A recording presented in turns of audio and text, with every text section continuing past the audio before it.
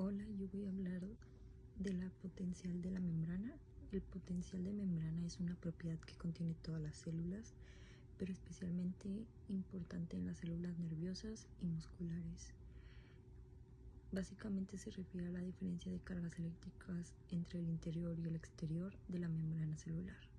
Esta diferencia ocurre porque los iones como el sodio, el potasio, el cloro y el calcio no están distribuidos de manera uniforme en ambos lados de la membrana. En condiciones normales, el interior de la célula es más negativo que el exterior, y eso genera que se llame potencial de membrana en reposo, que suele ser de menos 70 mitovolts. Esta diferencia se mantiene gracias a la acción de canales iónicos y sobre todo a una proteína muy importante, la bomba sodio-potasio. Esta bomba saca 3 iones de sodio fuera de la célula y mete 2 de potasio, utilizando energía en forma de ATP. Todo este sistema es vital porque ese desequilibrio de cargas permite que las células puedan generar impulsos eléctricos, como lo que usan las neuronas para enviar señales, o que los músculos se contraigan. Sin potencial simplemente no podríamos movernos, pensar ni vivir. El citoesqueleto. El citoesqueleto está compuesto por tres estructuras filamentosas bien definidas: los microtúbulos, los filamentos de actina y los filamentos intermedios, que juntas forman una elaborada red interactiva y dinámica. Cada uno de los tres tipos de filamentos del citoesqueleto es un polímero de subunidades de proteínas unidas por enlaces débiles no covalentes. Este tipo de construcción se presenta para el montaje y desmontaje rápido, que depende de la regulación celular compleja. Las funciones de los esqueletos son soporte estructural, el cual puede determinar la forma celular, resistir las fuerzas que tienden a deformarla; un marco interno responsable de posicionar las diversas organelos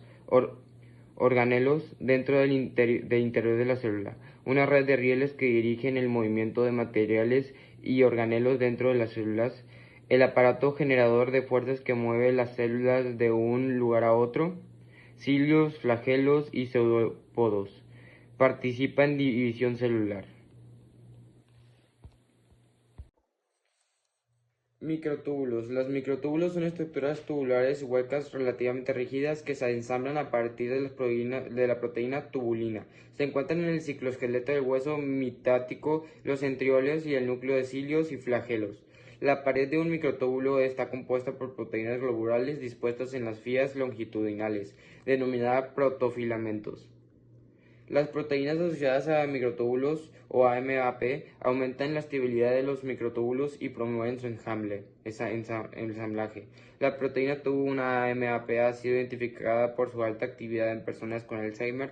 Se forman filamentos neurofibrilares, los cuales contribuyen a la muerte de las células nerviosas. Las mutaciones en tau son las causas directas de otra enfermedad neurodegenerativa llamada demencia frontotemporal y parkinsonismo, relacionado por el cromosoma 17. La distribución de los microtúbulos citoplásmicos en una célula ayuda a determinar la forma de esas células en las células de animales cautivadas. Los microtúbulos se extienden en una disposición radial hacia afuera del área de alrededor del núcleo, dando a estas células su forma redonda y aplanada. Proteínas motoras.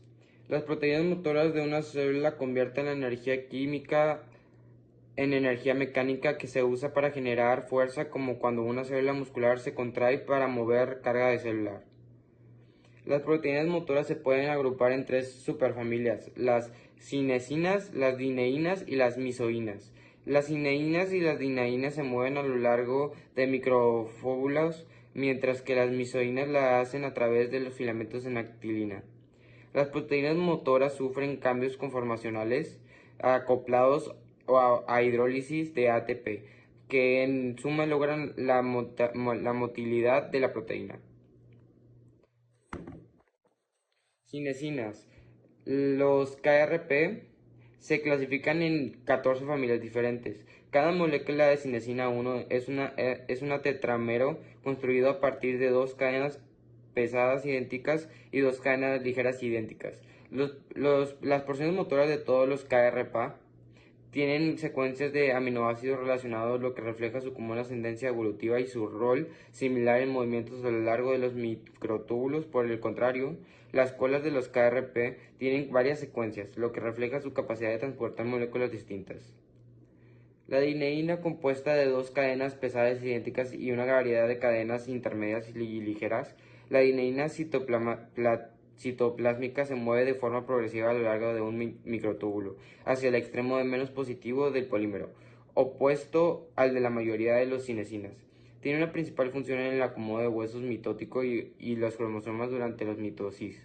La carga dirigida por la dineína incluye endosomas y lisosomas, vesículas derivadas de ER dirigidas hacia el complejo de Golgi, moléculas de ARN y el virus de VIH, que se transporta al núcleo de una célula infectada. Centrosomas. En las células animales, los microtúbulos del cicloesqueleto son típicamente nucleados por el centrosoma, una estructura compleja que contiene 2 centriolos en forma de barril rodeados por material pericentriolar. Los centriolos contienen 9 cuchillas espaciadas de modo uniforme, cada una de las cuales contiene 3 microtúbulos, designadas túbulos A, B y C. Solo el túbulo A es microtúbulo completo. La simetría de 9 pliegues del centriolo es el resultado de la estructura de la proteína SAS-6 que se autoensambla en un disco simétrico de 9 veces que forma el núcleo de la rueda del carro. El centrosoma es el principal sitio de iniciación de microtúbulos en células animales y por general permanece en el centro de la red microtubular de la célula. Cilios y flagelos. Los cilios y el flagelo son organelos en forma de pelos, a veces móviles, que se proyectan desde la superficie de variedad de las células. Los cilios y los flagelos de eucariotas son 2 palabras que se refieren exactamente a lo mismo, estructura de diferentes contextos. No todos los cilios son móviles, casi todas las células del cuerpo humano contienen un único cilio no móvil, llamado un cilio primario, que se cree que tiene una función sensorial. En organismos multicelulares, los cilios mueven fluido y material particulado a través de varios tractos.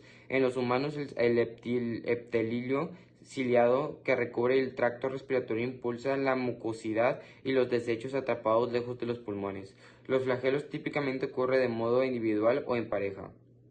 El núcleo del cilio, llamado axonema, contiene una matriz de microtúbulos que recorren longitudinalmente todo el organelo. Con raras excepciones, el axonema de un cilio o un flagelo móvil consiste en 9 microtúbulos dobles periféricos que rodean un par central de microtúbulos individuales.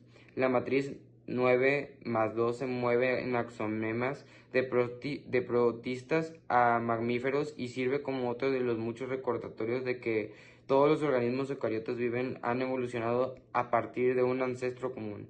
Cada doblete periférico consiste en un microtúbulo completo del túbulo A y un microtúbulo completo del túbulo B. Este último contiene 10 u 11 subunidades en lugar de 13 habituales. Los brazos internos y exteriores están compuestos por dineínas axonemales relacionadas a las dineínas clitoplasmicas y son responsables de generar el movimiento de flexión de cilios y flagelos. Filamentos intermedios. Hasta la fecha, los filamentos intermedios solo se han identificado en células animales. A diferencia de los filamentos de actina y los microtúbulos, los filamentos intermedios son un grupo de estructuras químicamente heterogéneas que en humanos están codificados por aproximadamente 70 genes distintos.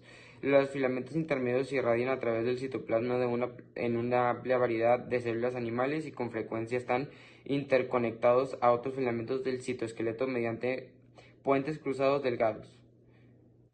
Los filamentos de queratina constituyen las proteínas estructurales primarias de las células epiteliales. Una de las principales funciones de los filamentos intermedios es dotar a las células de resistencia mecánica contra presiones externas que pueden deformar la célula. Filamentos de actina. Los filamentos de actina están involucrados en el movimiento de un lugar a otro de las células, así como el movimiento de sustancias dentro de la célula y mecanismos como la fagocitosis y la citoquinesis. Las células vegetales se basan principalmente en actina en lugar de microtúbulos, para servir como pistas para el transporte a larga distancia de vesículas citoplásmicas y organelas. Los filamentos de actina tienen aproximadamente 8 números de diámetro y están compuestamente subunidades globulares de la proteína actina, que es la proteína más abundante en la mayoría de las células. Un filamento de actina es esencialmente una estructura de dos hebras doble hélice con dos ranuras helicoidales que ocurren a lo largo de su longitud. Las actinas es una de las principales proteínas contráctiles de las células musculares.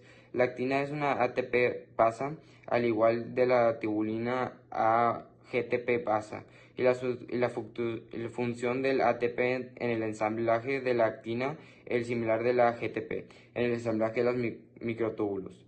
Los cambios de las condiciones locales en una parte particular de las células pueden impulsar eventos ahí hacia el ensamblaje o el desemblaje de los microfilamentos. Al controlar este comportamiento dinámico, las células pueden reorganizar su citoesqueleto de actina. Tal organización es necesaria para procesos dinámicos como la locomoción celular, cambios en la forma de la célula, fagocitosis y citoquinesis. Misioína es la proteína metora que opera en los microfilamentos de actina. La cabeza de la misioína contiene un sitio que se une a un filamento de actina y un sitio que se une a hidrolisa el ATP para impulsar el motor de la misioína. Mientras que los dominios principales de varias misioínas son similares, los dominios de la cola son altamente divergentes. Los humanos contienen alrededor de 40 misioínas diferentes. Cada molécula de misioína 2 está compuesta por 6 cadenas polipeptídicas, un par de cadenas pesadas y 2 pares de cadenas ligeras organizadas de tal forma que producen una proteína altamente asimétrica. La misioína 1 a menudo se sirve como un enlace cruzado entre los filamentos de actina del cicloesqueleto y la bicapa lipídica de la membrana plasmática. Se ha sugerido que la misioína 1 puede ejercer tensión sobre la membrana plasmática, la que podría desempeñar un papel en procesos que requieren movimiento de formación de la membrana. La misioína 1 son capaces de moverse de forma mecánica a lo largo de los filamentos de actina, de forma analógica como las cinesinas y la dineína citoplásmica se mueven a lo largo de los microtúbulos. El movimiento de vesículas y otros portadores membranosos a lo largo de largas distancias dentro de las células animales se produce en los microtúbulos. Sin embargo, una vez que se acercan al final de los microtúbulos, a menudo se piensa que estas vesículas membranas cambian a las pistas de microfilamentos para el movimiento local a través de la periférica rica en actina de la célula que está mediamente por misioínas. Contracción muscular. Los músculos esqueléticos derivan su nombre del hecho de que la mayoría de ellas están anclados a los huesos que se mueven. Están bajo control voluntario y se les puede ordenar conscientemente que se contraigan. Una única célula muscular de forma cilíndrica tiene típicamente un grosor de 10 a 10 UM, más de 10 milímetros de largo y contienen cientos de núcleos polinucleados. Debido a estas propiedades, una célula del músculo esquelético se llama apropiadamente fibra muscular. Las fibras musculares tienen múltiples núcleos porque cada fibra es un producto de la fusión de un gran número de mioblastos mononucleados, células premusculares. En el embrión, una sección longitudinal es una fibra muscular revela un cable formado por cientos de hebras cilíndricas más delgadas llamadas miofibrilas.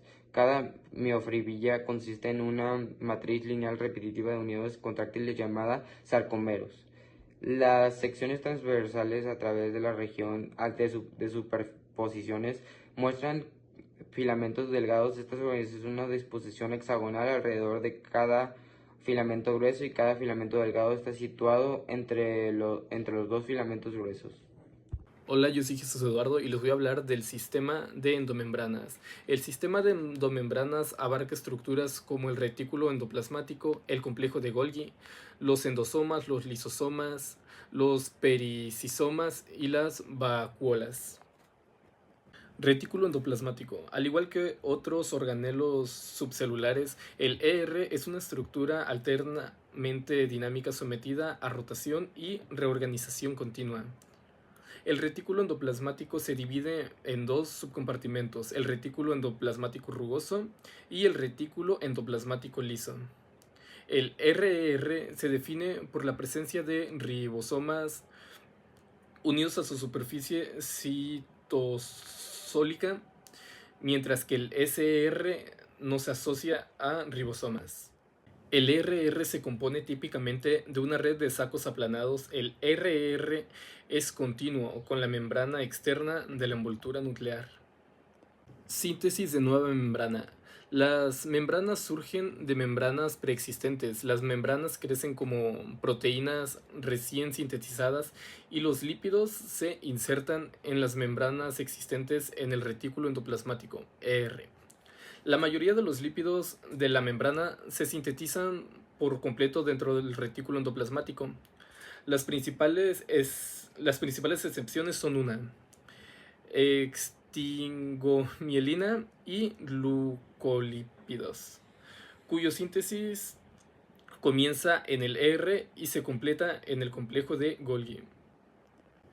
El complejo de Golgi. El complejo de Golgi tiene una morfología característica que consiste principalmente en cisternas aplanadas en forma de disco, membranas con bordes dilatados y vesículas y túbulas asociadas.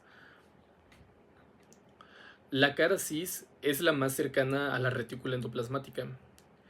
La TGN es una estación de clasificación donde las proteínas se segregan en diferentes tipos de vesículas que conducen a la membrana plasmática o a diversos destinos intracelulares. Las proteínas de membrana recién sintetizadas, así como las proteínas secretoras y lisosomales, abandonan el ER y entran en el complejo de Golgi, a su cara cis, y luego pasan a través de la pila a la cara trans. Exocitosis. La función de una vesícula secretora o gránulo secretor con la membrana plasmática y posterior descarga de su contenido se llama exocitosis. La función de la membrana produce una vergadura a través de la cual el contenido de la vesícula o gránulo se libera en el espacio extracelular. Lisosomas. Los lisosomas son organelos digestivos de una célula animal. El lisosoma típico contiene al menos 50 enzimas hidrolíticas diferentes producidas en el RR y dirigidas a estos organelos. Todas las enzimas de un lisosoma tienen actividad óptima y un pH ácido. Endocitosis. ¿Cómo pueden las células absorber materiales que son demasiado grandes para ser penetrados por la membrana plasmática, independientemente de sus propiedades? Mediante la vía endocítica, los segmentos de la membrana plasmática invaginan para formar vesículas citoplásmicas que se transportan al interior de la célula. La endocitosis a gran escala es la capacitación específica de fluidos extracelulares. Fagocitosis. La fagocitosis se lleva a cabo de forma extensiva por algunos tipos de células especializadas para la capacitación de partículas relativamente grandes. El fagosoma se fusiona con el lisosoma y el material se digiere con el fagolisosoma restante. Vacuolas. Hasta el 90% del volumen de muchas células vegetales está ocupado por una sola vacuola central llena de fluido. Muchos de los solutos macromoleculares de una célula, incluidas ianes, azúcares, aminoácidos, proteínas y polisacáridos, se almacenan temporalmente en la vacuola. Perisosomas. Las perisosomas son vesículas simples unidas a la membrana con un diámetro de 0.1 a 10 que puede contener un núcleo denso y cristalino de enzimas oxidativas.